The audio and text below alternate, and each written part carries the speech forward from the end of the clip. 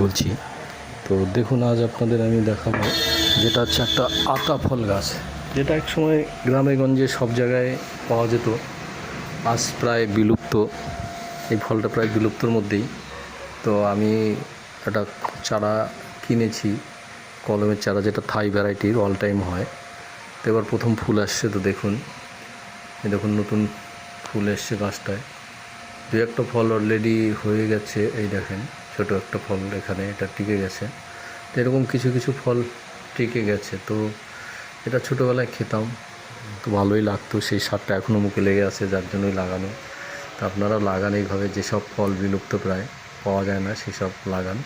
আর আমার ভিডিওটা যারা দেখছেন তাদেরকে অনুরোধ করব, চ্যানেলটা সাবস্ক্রাইব করুন এবং কমেন্ট করুন এবং প্রচুর পরিমাণে শেয়ার করুন, যাতে আমার এই ভিডিওগুলো দেখে সবাই, দেখে তারাও দু চারটা গাছ লাগায় এবং লাগালে পরে হবে।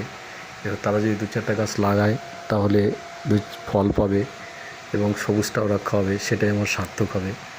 নমস্কার বন্ধুরা, ভালো থাকবেন সবাই।